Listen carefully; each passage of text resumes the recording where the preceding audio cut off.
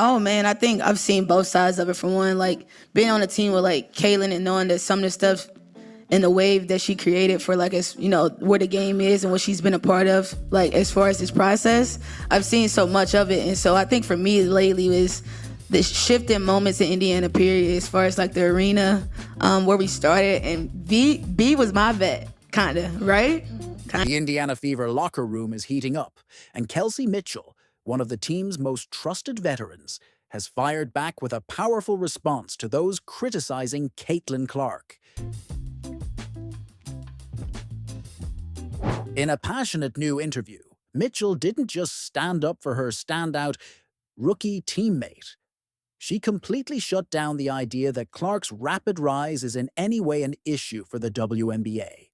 Alyssa Thomas is one of the most quiet, woman of few words, does not mince her words, lets her game speak for herself type of people you will ever meet. She's one of those people also that has an alter ego on the court. She's a bully, she plays hard, she plays well, but off the court, she is like so soft-spoken. So if she's choosing to speak, there is a reason. Let's talk about this Connecticut Sun series, right? In this series, we saw Caitlin Clark get poked in the eye.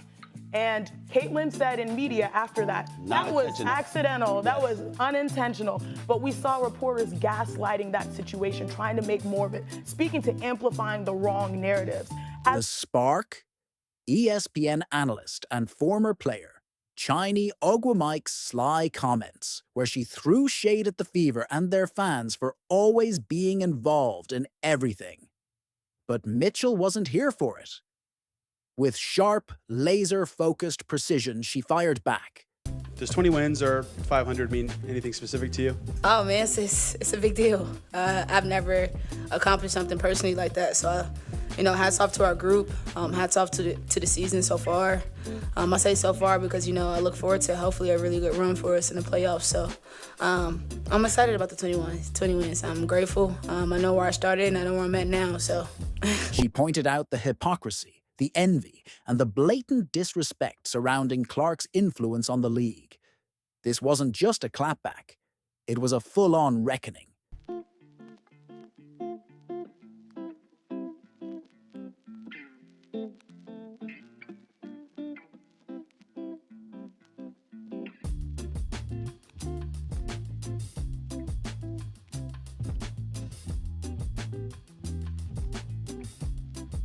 The tension has been simmering for months.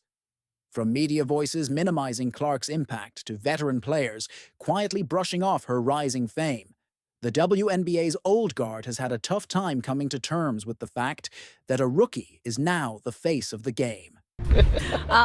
That's just reality. I think she's done an unbelievable job of bringing, obviously her own fans and people that support her. But, for me, I kind of laugh at it and I embrace it at the same time because I've always kind of flew under the radar. I've always kind of been that person or that player, very conservative, very introvert. So now I get to see the flip side of it. And it's kind of funny. I can laugh about it because I know it's come from a genuine place, but I embrace it from a standpoint of like people not. But Mitchell, a 7-year veteran who's weathered the Fever's roughest seasons, isn't letting the disrespect go unchecked. Her message was loud and clear. Caitlin Clark isn't just transforming the game. She's shining a light on the league's stubborn resistance to change. And if the establishment won't recognize it, Mitchell's making sure they can't ignore it. Thanks for Kelsey, both of you. I was just looking it up, and I think this is right. I'll have to double check, but there were more than 20,000 people here tonight. And I think that's the most people who watched the Fever game this season. And Kelsey especially, like having played for the Fever last season, it's not your rookie year. Like, does that feel different to you playing in front of 17,000, 18,000, 20,000 here tonight? I mean, it's more than the Wizards typically get here, So, like, how does that feel? This isn't just about basketball. It's about legacy, respect, and the future of women's sports. When Mitchell speaks, the league pays attention because she's not some role player talking from the bench. She's a proven leader with real weight behind her words. So this is my State of the Union WNBA edition. Let's start with the play. For those who may be new to this, the WNBA has always been a physical league, full of competitive fire and trash talk. And on the full sequence of that play, no one backs down to trash talk. Now, I have played with Kennedy Carter. It was literally foul and something that she has struggled with her entire career. That was not okay. But one player's approach... She's a franchise legend, a scoring powerhouse, and now the voice of a movement. The real question is, will the WNBA finally give Clark the recognition she's earned, or will the gatekeepers keep acting like her impact isn't real? Buckle up, because this war of words is just getting started. I think just more love and peace. I would say that's the biggest thing. I think there's just so much hate in the world right now. I think just everybody appreciating everybody for who they are and loving on one another. I think that's how I've always tried to go about my life and how I was raised, and I would say that's the biggest thing. It's surprising to see in this social media all this hate and negativity about everything. Yeah, I think that's... Don't miss out. Hit that like button, share this video, and subscribe for the realest WNBA takes out there. Kelsey Mitchell's interview wasn't just a response. It was a bold stand against the toxic narrative surrounding Caitlin Clark. When asked about the rise of women's basketball, Mitchell didn't sugarcoat a thing. I've been asked some questions about the NIL lately, about where the game is going lately, and I think for me, if I can give or drop any form of advice based off experiences, that all money is not good money, and I mean that literally. I've seen myself in situations where I had to figure out if I wanted to come back to Indy. I had to figure out what was best for me. I lost my parent, so it was like figuring out what I needed, and I figured out that you have to go where you're literally loved. And I mean that literally, and I mean that intentionally. Go where you're loved and not tolerated, because all money is not good money. She named Clark as the key driver behind the league's soaring popularity, directly challenging the media's narrative that it's all about team efforts and legendary franchises. The moment she said it, you could feel the shift in the air. This wasn't just praise. It was a direct challenge to every critic refusing to acknowledge Clark's earth-shaking impact. She is a big player in big moments. Mitchell, a tough pizza.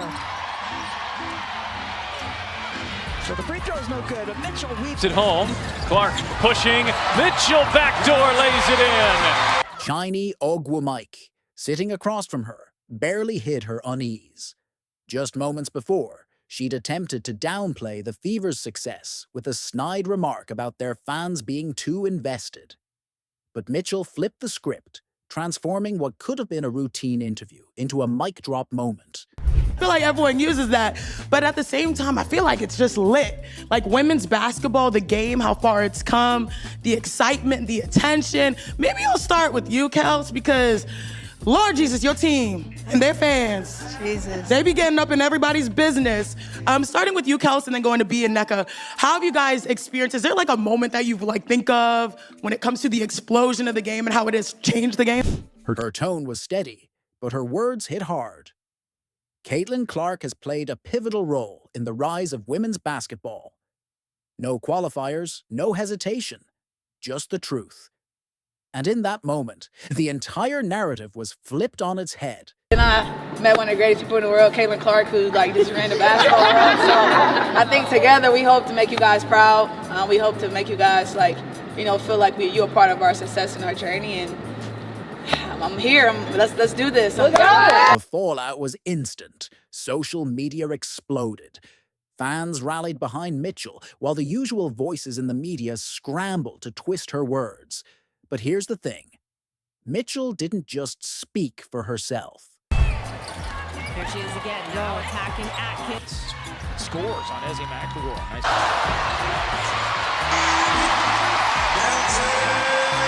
Wheeler cross court. Mitchell's open. Mitchell on the attack. Gets inside and lays it in. She spoke for every player fed up with the double standards, every fan tired of the condescension, and every young athlete who looks to Clark as proof that women's basketball can be a mainstream powerhouse. This wasn't just an interview. It was a defining moment. Christy earlier talked about how important you've been, just especially this year, and with your contract expiring after this season, would you be interested in re-signing or coming back to the organization? It's definitely a lot of emotions and thoughts that flow through my mind. I think everything for me is so fresh that I don't know what I need and what I'm going to do, but I know that when the time comes and the opportunity is right for me to make those decisions. Let's rewind to the comment that sparked it all. Chiny Ogwumik, with her signature sly tone, smirked and said, "Lord Jesus, your team and their fans, they be getting up in everybody's business." On the surface, it sounded like a joke. I feel like everyone uses that, but at the same time, I feel like it's just lit. Like women's basketball, the game, how far it's come, the excitement, the attention. Maybe I'll start with you, Kels, because Lord Jesus, your team and their fans, Jesus, they be getting up in everybody's business. Starting with you, Kels, and then going to B and NECA. How have you guys experienced? Is there like a moment that you think of when it comes to the explosion of the game and how it has changed the game? But anyone paying attention knew better. This was a direct jab at the Fever's dedicated fan base, and by extension, Caitlin Clark. The implication was that Indiana's success was somehow bothersome, that their supporters were too vocal, and that Clark's spotlight was undeserved. Here offensively after this 2 for 11 starts. Smith open on the perimeter, and she will launch and bury a three. Now Clark looking to push, cross-court pass. Pull, back to Clark, she will launch and bury a three. It's the same old narrative we've heard all season, just dressed up in a falsely friendly tone. Balance does a great job of initiating and taking the contact. What makes this even more frustrating is that Chiny isn't some random troll. She's a media personality with a platform. She knows exactly how her words resonate. And instead of celebrating the Fever's sold-out arenas and record-breaking ratings, she framed their success as an inconvenience. Wait, hold on, Elle. I just got a text from my big sis. My answer just got personal when it comes to winners of, free agency. Uh-oh. She wants me to break the news. Oh, wait. So I'm gonna do it. Okay. 9-time WNBA All-Star, WNBA champion, and president of the Players Association, Nneka Ogwumike, is re-signing with the Seattle Storm. This is huge. Congratulations to my big sis. Shout out to watching live and texting me live. But more importantly, this is huge for Seattle Storm. Think about that. A league that spent years begging for attention now has a team that's finally delivering it. And the response from certain insiders? To roll their eyes. It's hypocrisy at its finest. And Mitchell wasn't about to let it slide. Elle Duncan, give it up for Elle. Janae Ogwumike and Andrea Carter, all from ESPN to talk about all things March Madness for the women's tournament. Let's bring it on, let's bring it on. Okay now, Selection Sunday, it's in the books. What stood out to you, Janae? Honestly, the field is as open as it ever has been. And what's crazy is that we got people feeling snubs from Dawn Staley to Coach Gottlieb, at USC. But here's the kicker. Chiny's dig wasn't just about the fans. It was a subtle signal to the WNBA's old guard. The ones who've spent months quietly suggesting that Clark is overhyped or not a real pro yet. What's up? It's your girl Sinead Ogwumike from the WNBA and ESPN. We are here in Morocco for BAL, and y'all don't want to miss this because this is the best of hoops, period. You know how we do. What's up, beautiful people? This is Azili here, NBA champion with the Golden State Warriors. Your own. By painting the Fever's supporters as overly enthusiastic, she subtly reinforced the idea that Clark's stardom is somehow fake. And that's exactly why Mitchell's clapback was so powerful. She didn't just defend her team. She called out the agenda behind it all. Caitlin Clark, in her decision, I not only respect it, but I wholeheartedly support it. A lot of people say that Caitlin Clark moves the needle. That is wrong. She is the needle. She dictates. We all know what she's done on the floor. It's history, right? But off the floor, my goodness, she and the Indiana Fever accounted for 45% of all the broadcast value of the WNBA last season. She accounted also for helping drive the numbers of merchandising up 500%. Kelsey Mitchell didn't scream, didn't curse, didn't even raise her voice. And that's what made her response so impactful. With the precision of a sniper, she tore down Chinese narrative in just a few sentences. I believe Clark has played a significant role in the rise of women's basketball. No theatrics, no drama, just undeniable truth. And in doing so, she exposed the real reason Clark's critics are so uneasy. Because the numbers don't lie. Both sides of it. For one, like being on a team with like Kaylin and knowing that some of the stuff in the wave that she created for like, as you know, where the game is and what she's been a part of, like as far as this process, I've seen so much of it. And so I think for me lately is the shift in moments in Indiana period, as far as like the arena, where we started, and B was my vet, kinda, right? Kinda. We up there, sis. We up there. She was a fever girl first, and so she also saw, and you know, she's a vet too. They've seen what Indiana was, and I think now where it's at now, the big moment is seeing the shift and being a part of it from a standpoint of I know where Indiana was, and so to see the cultivation of it, you just grow to appreciate the process and, you know, the growth in which the game. The stats are undeniable. Since Clark entered the league, the Fever's ticket sales have skyrocketed. Their games have become must-watch TV, merchandise is flying off the shelves, and suddenly, women's basketball is dominating sports conversations like never before. Mitchell knows this. In the backcourt, Copper Allen and Brittany Griner playing in just her 8th game of the... Fans know this. The only ones pretending otherwise are those threatened by what Clark represents. A new era. Mitchell's refusal to play along was a masterclass in cutting through the noise.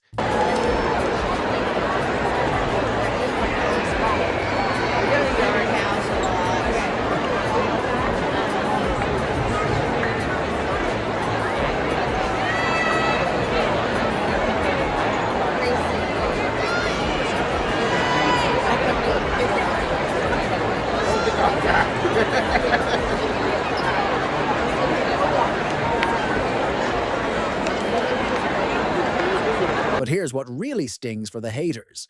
Mitchell didn't need to go scorched earth. She didn't rely on cheap shots or personal attacks. All she had to do was state the obvious. And in doing so, she made the critics look foolish. Because when a respected veteran like Mitchell vouches for Clark's impact, it's game over for the naysayers.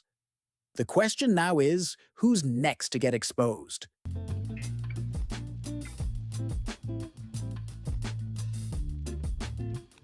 The WNBA's media establishment has a glaring Caitlin Clark problem. And it's not about her game. It's about their inability to handle her unprecedented stardom. When a rookie outsells entire franchises in jersey sales and quadruples, TV ratings, it reveals an uncomfortable truth. The league's old marketing playbook is failing. It's your birthday. It's your birthday. They asked me what I do and who I do it for. Chiney Agumake, it's her birthday, and she's spent it all day with us. We love you, Chiney. Yeah, oh my God. The researcher with the cake. We love you. Thank you so much. No, like it's a wedding. Oh my God. Do it? No. Are you serious? No! No! Oh my God, no! No, not the suit! Not Veronica Beard! No, oh my goodness. Sorry. Happy birthday, Chiney. You still cute, though. Oh, Jesus, this has been Degree in the studio. Thanks for watching. Only Dre can pull that off. Now, instead of celebrating this once-in-a-generation talent, certain analysts and former players keep moving the goalposts. First, it was, she hasn't played a pro game yet.